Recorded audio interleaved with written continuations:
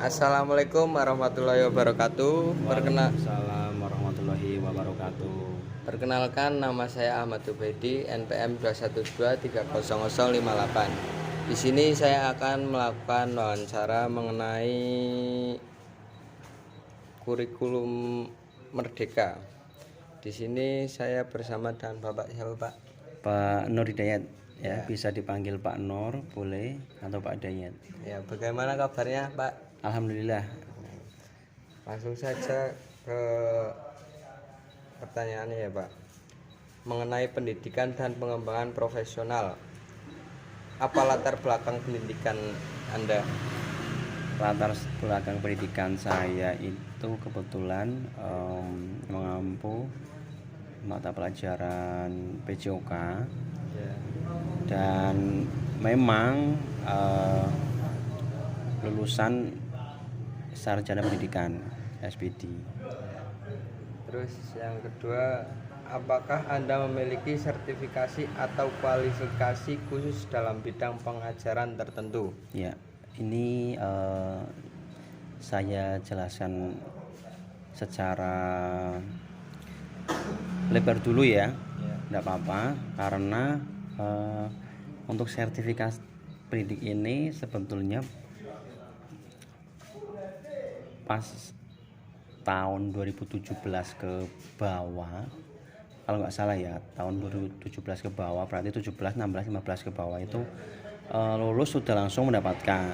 Nah, kemudian ada aturan baru, harus setelah 2017 ke atas, berarti 2018, 19 dan seterusnya, itu ada aturan baru, yaitu pendidik harus ada sekolah lagi ya, sekolah lagi, yaitu sekolah keprofesian ya, agar menjadi guru profesional. Dan kebetulan saya lulusnya di tahun 2019, dan kebetulan juga pada saat itu belum ada sertifikasi pendidik ya, atau PPG. Jadi saya belum punya untuk sertifikasi pendidik tersebut. Terus yang ketiga, Pak, ya, apakah Anda secara teratur mengikuti pelatihan atau workshop untuk meningkatkan keterampilan mengajar Anda? Untuk secara teratur sih tidak, tapi di sela-sela waktu kosong seperti semester 1 libur, kemudian semester 2 libur, itu guru-guru biasanya ada IHT, yaitu in-house training. Kebetulan di sekolah saya itu ada pelatihan tentang kurikulum Merdeka. Terus yang ini mengenai pendekatan pengajaran, bagaimana Anda mendefinisikan gaya pengajaran Anda? Ya, sebenarnya untuk pendekatan pengajaran ini memang harus sesuai kurikulum ya, baik kurikulum K13 maupun kurikulum Merdeka. Tapi kalau sudah kita terjun di lapangan atau terjun pada saat pembelajaran itu kadang-kadang berbeda ya, tidak sepenuhnya sesuai dengan kurikulum yang sudah ada. Jadi ya melihat situasi pada saat itu juga. Terus yang kedua, apa strategi yang Anda terapkan untuk memastikan bahwa setiap siswa memahami materi pelajaran? Oke, untuk memahami semua siswa itu di kurikulum Merdeka ya, di kurikulum Merdeka itu memang siswa itu memang tidak harus semuanya memahami ya, karena di satu siswa dan siswa lain itu kadang-kadang berbeda minat dan hobinya olahraga masing-masing, contohnya di PJOK ya. Jadi kalau untuk memahami sih minimal pada saat awal pembelajaran seperti pemanasan dan lain-lain sebagainya. Kalau intinya sih semua siswa yang penting dasarnya. Terus yang ketiga, bagaimana Anda menyesuaikan pendekatan pengajaran Anda untuk siswa dan gaya belajar yang berbeda? Pendekatan untuk siswa terhadap gaya belajar yang berbeda. Iya. Memang kadang di salah satu sisi guru juga harus punya strategi ya. Kalau memang ada beberapa siswa tertentu yang memang perlu ditreatment untuk mendapatkan gaya belajarnya, tapi itu sebuah tantangan bagi guru agar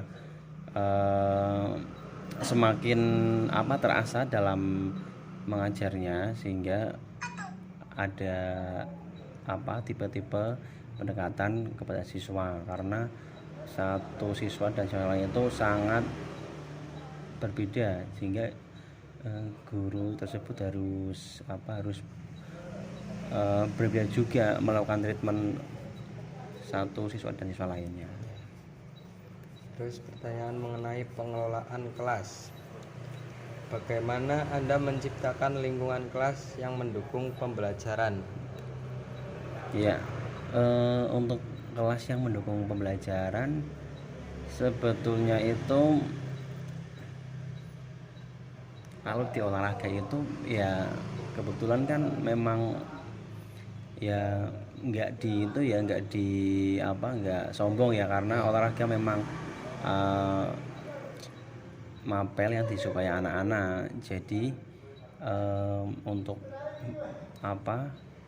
pengondisian kelas ya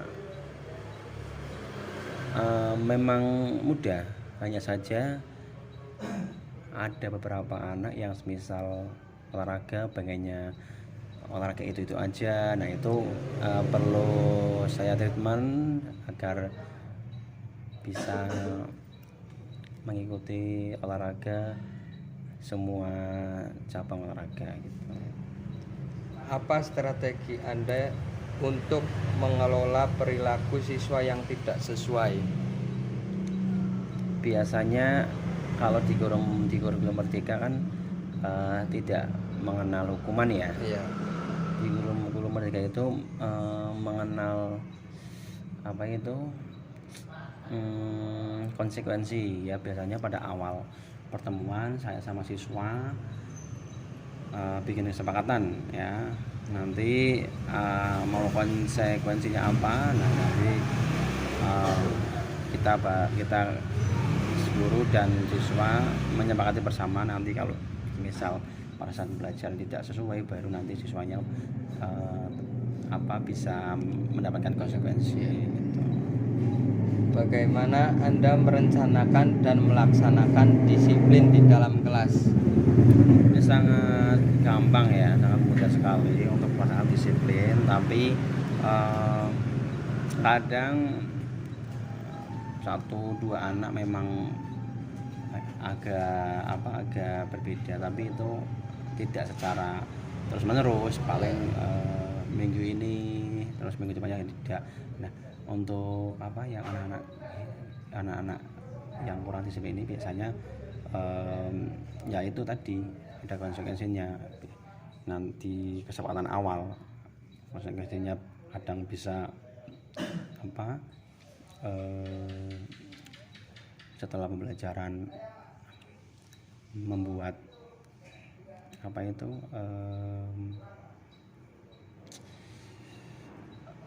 namanya yang membaca buku, terus kemudian setelah itu dicatat, itu namanya literasi Yeah. ya. Literasi kadang bisa menyampaikan materi yang seharusnya saya menyampaikan tapi anak tersebut gitu.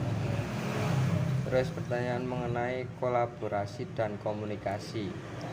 Bagaimana Anda berkolaborasi dengan rekan guru dan staf sekolah? Ya, untuk kolaborasi ini sangat perlu lakukan ya, misal pada saat pembelajaran, karena pembelajaran juga ada evaluasi sehingga bisa meningkatkan apa mengajar bagi guru-guru, karena setiap semester sekali ada program apa itu yang kepala sekolah sama guru didampingi, saya lupa apa itu yang pokoknya kepala sekolah terus melihat guru mengajar, kemudian nanti guru itu dinilai gitu. Apa pendekatan Anda dalam berkomunikasi dengan orang tua siswa?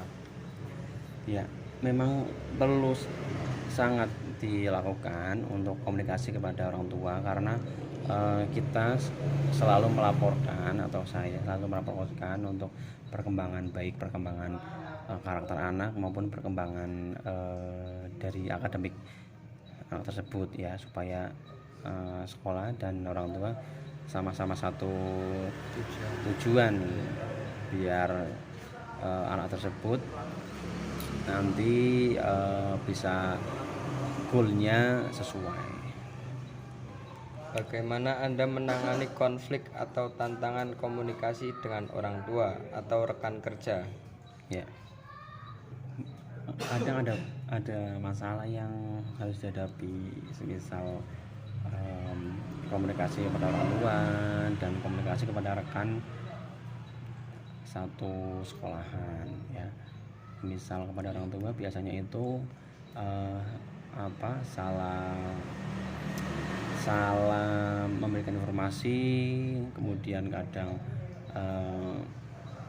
kurangnya melakukan komunikasi apabila terjadi pelanggaran kepada anaknya, itu juga berpengaruh ya terhadap guru. Terus pertanyaan mengenai penilaian dan pemantauan kemajuan siswa. Bagaimana Anda menilai kemajuan siswa dalam kelas Anda? Ya, di kurikulum Merdeka ini memang ranking tidak disampaikan ya, tapi secara berkala memang pada saat pengambilan rapor, pada saat misal orang tua mau bertemu dengan wali kelas atau guru, nah itu selalu disampaikan perkembangan belajar serta didik tersebut.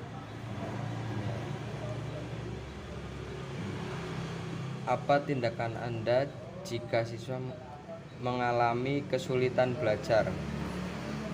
Ya, memang ada beberapa siswa yang kesulitan dalam belajar ya, semisal tidak suka terhadap pelajaran tertentu, kemudian memang anaknya ngantukan dan lain sebagainya. Nah itu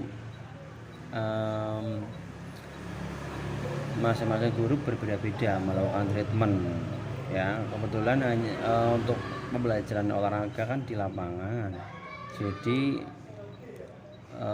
untuk itu tidak ada, hanya saja kadang sakit. Nah itu yang sering saya itu benar apa enggak, kadang anak-anak bilang sakit tapi akhirnya hanya alasan saja tidak mengikuti olahraga. Nah itu memang harus nanti kedepannya saya cek ya, sakit ya harus dapat izin dari kepala UKS gitu, atau pada saat di sekolah ya. Kalau memang di rumah kan nggak sakit kan memang harus memberikan bukti surat dari dokter gitu. Bagaimana Anda melibatkan siswa dalam proses penilaian dan pemantauan kemajuan mereka? Ya, berkolaborasi dengan siswa itu bisa sangat perlu ya, karena supaya siswa tersebut bisa mengetahui kemampuan sendiri-sendiri ya. Kalau semisal di penilaian ini kurang, kemudian oh iya besok saya akan lebih semangat lagi untuk penilaian yang selanjutnya, itu juga sangat bagus ya. Terus mengenai keterlibatan komunitas, apakah Anda terlibat dalam kegiatan ekstrakurikuler atau kegiatan di luar jam sekolah? Ya, kebetulan saya juga tim siswaan dan membawai bidang ekstrakurikuler. Di situ saya juga terlibat ya, aktif dalam pembinaan ekstrakurikuler baik yang olahraga maupun yang akademik. Bagaimana Anda berkontribusi pada komunitas dalam organisasi, profesi, dan masyarakat? Sebutkan. Untuk organisasi profesi di dalam masyarakat ini, kebetulan saya di bidang olahraga ya. Untuk yang lainnya belum ya. Di bidang olahraga seperti KONI itu saya juga di situ ada yang softball sama baseball, kemudian soft tennis. Untuk yang perwasitannya tenis lapangan, yang latihannya juga ada futsal dan lain sebagainya gitu. Mengenai inovasi dalam pengajaran, bagaimana Anda mengintegrasikan teknologi dalam pengajaran Anda? Ya ini memang teknologi nggak bisa lepas ya dari pembelajaran ya. Dibuktikan pada saat pandemi itu sangat bermanfaat sekali ya, dengan saya bikin video pembelajaran kemudian diupload di salah satu media pembelajaran di sekolah saya, kebetulan di kerjasama dengan Microsoft ya, jadi semua pembelajaran bisa diakses di situ ya. Jadi teknologi itu sangat bagus untuk menunjang pembelajaran pada guru. Apakah Anda memiliki ide atau pembelajaran berbasis proyek atau proyek inovatif yang telah Anda terapkan dalam kelas? Ya, kebetulan pembelajaran berbasis proyek ya. Sebenarnya saya pengen sekali, tapi belum terlaksana karena masih mata pelajaran atau mapel lain yang difokuskan untuk proyek tersebut. Terus mengenai pemahaman tentang kurikulum merdeka, apa pemahaman Anda tentang konsep kurikulum merdeka? Ya, kurikulum merdeka ini ya kurikulum yang berbasis pada siswa atau anak ya, atau peserta didik ya. Jadi semua pembelajaran guru tidak harus semuanya memberikan materi ya. Anak-anak bebas mencari materi apapun ya yang mereka inginkan, tapi sesuai dengan ketentuan-ketentuan yang ada di kurikulum merdeka itu. Terus bagaimana Anda menjelaskan karakteristik utama dari kurikulum merdeka kepada siswa? Ya, karakteristik utama di kurikulum merdeka itu yaitu pembelajaran berdiferensiasi atau pembelajaran berpihak pada anak ya. Jadi semisal anak tersebut memang kemampuannya hanya sebatas itu ya, itu sudah bagus, sudah A nilainya ya. Walaupun memang anak tersebut sama anak lain lebih bagus ya di dalam penglihatan orang lain ya. Kalau dalam penglihatan gurunya kan di pembelajaran atau di kurikulum merdeka kan, kalau anak memang sesuai kemampuan itu mentok sampai itu ya itu kemauan anak, itu sudah bagus. Mengenai penerapan prinsip-prinsip kurikulum merdeka dalam pengajaran, bagaimana Anda menerapkan fleksibilitas kurikulum untuk menyesuaikan kebutuhan dan minat siswa di kelas? Sebetulnya itu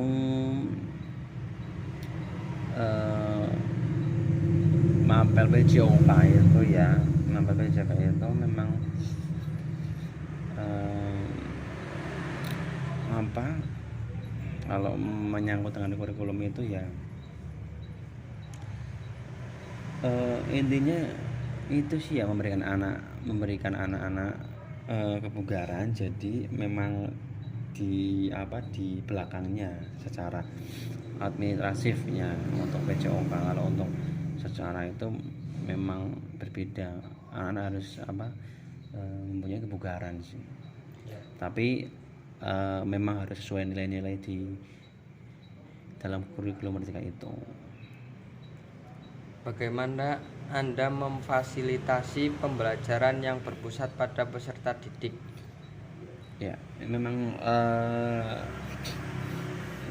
sesuai kemampuan sekolah ya. Kadang ada beberapa sekolah yang fasilitasnya kurang, kadang ada beberapa sekolah yang fasilitasnya lebih. Nah, tergantung dari kemampuan sekolah tersebut ya. Misal memang bisa memfasilitasi semua anak ya, alhamdulillah. Kalau misal hanya beberapa anak ya disesuaikan saja dengan kebutuhan anak tersebut gitu.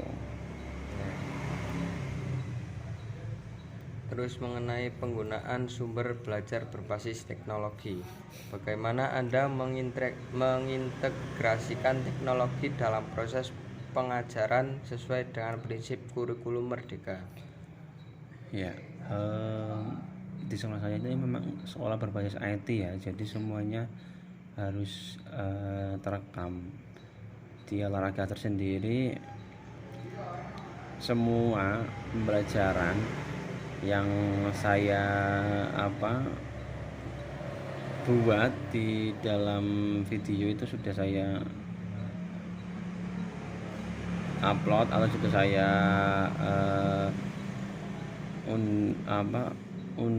dikirim di salah satu aplikasi yaitu Microsoft. Itu sudah semuanya di situ. Itu anak-anak bisa mengakses baik pembelajaran, kemudian dan lain-lain. Itu anak-anak semua itu sudah ada tersedia.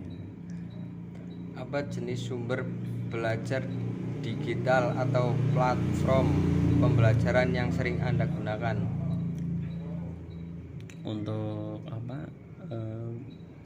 platform yang saya gunakan itu biasanya kadang Merdeka Belajar, Falcon Merdeka Belajar ya. Di situ juga banyak informasi atau materi-materi yang sangat bagus ya, sehingga bisa memang harus ditularkan ke anak untuk menunjang pembelajaran. Pertanyaan mengenai penilaian formatif dan proses evaluasi, bagaimana Anda melibatkan siswa dalam proses penilaian dan pemantauan kemajuan mereka? Ya, untuk melibatkan siswa di dalam penilaian itu biasanya pada saat awal ya. Awal itu ada tes ya untuk mengetahui kemampuan anak, kemampuannya di kinestektis atau numerik atau lain-lain. Sehingga nanti hasil tersebut disampaikan ke guru mapel, sehingga nanti pada saat proses pembelajaran guru mapel bisa memberikan treatment yang berbeda kepada anak tersebut. Apakah Anda menggunakan metode penilaian formatif dalam mendukung kurikulum merdeka? Jelas ya, jelas. Itu memang harus kita lakukan ya, agar tujuannya untuk mengetahui kemampuan anak lebih awal, sehingga pada saat proses pembelajaran kita sudah siap bahwa anak tersebut itu memang kemampuannya berbeda-beda.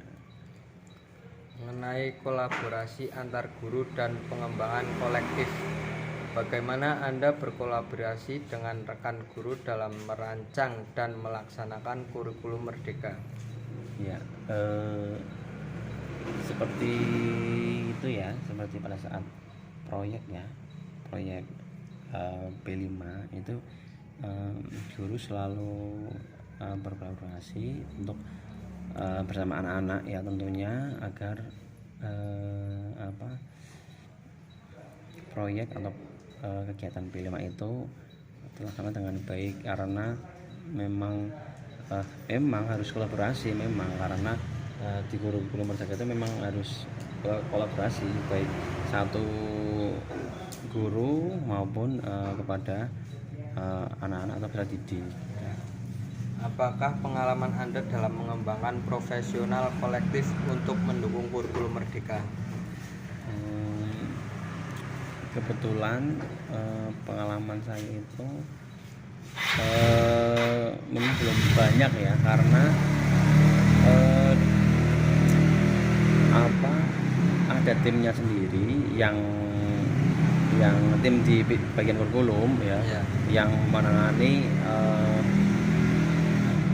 kurikulum mereka tersebut. Jadi untuk pengalaman saya memang belum ada untuk pengembangan kolektif tersebut. Tantangan dan solusi dalam implementasi kurikulum Merdeka. Apa tantangan utama yang Anda hadapi dalam menerapkan kurikulum Merdeka? Sebenarnya itu kalau di kota-kota besar itu tidak masalah ya, karena sudah banyak fasilitas yang tersedia, kemudian semua apa-apa ada ya. Yang perlu di note itu yang memang daerah-daerah yang di luar kota-kota besar ya, karena itu memang harus pemerintah memang harus fokusnya di situ, karena pasti berbeda ya, ya memang berbeda sekali walaupun digembar-gemborkan sudah merdeka, tapi memang secara keseluruhan yang di luar kota-kota besar itu memang masih terkendala berbagai aspek. Bagaimana Anda mengatasi atau merespon tantangan tersebut?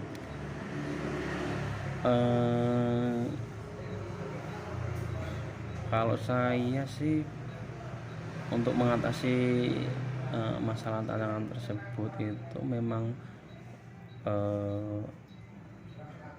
ada beberapa sekolah ya yang memang ini sekolah semisal paket-paket ya, itu biasanya kebetulan saya punya kenalan teman.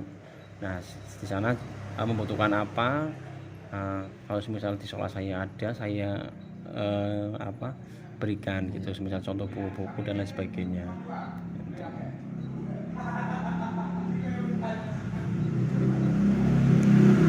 Kelima, mengenai partisipasi siswa dan pengembangan karakter. Bagaimana Anda mendorong partisipasi aktif siswa dalam proses pembelajaran sesuai dengan semangat kurikulum Merdeka? Ya, memang akhir-akhir ini yang disorot karakter ya, karena sudah berbeda zaman. Walaupun kita ngepush kurikulum baru, kalau misalnya karakternya memang susah, itu memang harus dibina lagi ya. Memang karakter ini sangat penting untuk menunjang pembelajaran pada anak agar kedepannya bisa sesuai atau yang dicita-citakan di kurikulum Merdeka tersebut. Bagaimana Anda mendukung pengembangan karakter siswa selama pembelajaran? Ya salah satunya itu, kalau misal tidak sesuai dengan kesepakatan awal ya nanti ada konsekuensinya. Kadang kalau terus menerus, kadang siswa tidak jerah. Memang perlu treatment khusus ya, agar supaya siswa tersebut memang bisa sesuai karakternya yang diinginkan guru kemudian di kurikulum tersebut. Mengenai keterlibatan orang tua dalam kurikulum Merdeka, bagaimana Anda melibatkan orang tua dalam mendukung implementasi kurikulum Merdeka? Iya, biasanya pada saat proyek P5 ya, itu kadang ada tema apa, kemudian kalau misal orang tua tersebut bisa kebetulan expert di dalam tema tersebut, kadang bisa saya jadikan pemateri untuk narasumber kepada anak-anak gitu. Apakah Anda memiliki strategi khusus untuk berkomunikasi dengan orang tua tentang perkembangan anak mereka? Iya, ada strategi khusus ya. Semisal kadang nggak hanya pada saat anak-anak pengambilan rapot ya, misal setiap hari juga kadang saya sampaikan untuk pengembangan karakter, kemudian akademik anak. Kadang ya seminggu, kadang nggak sebulan. Nah, di dalam sebulan itu ya selalu saya komunikasikan kepada orang tua untuk perkembangan pembelajaran anak tersebut. Ya, sekian, terima kasih wawancara kami dengan Pak siapa tadi? Pak Nur Hidayat. Ya, terima kasih Pak ya. Sama-sama, sukses selalu ya. Waalaikumsalam warahmatullahi wabarakatuh. Waalaikumsalam.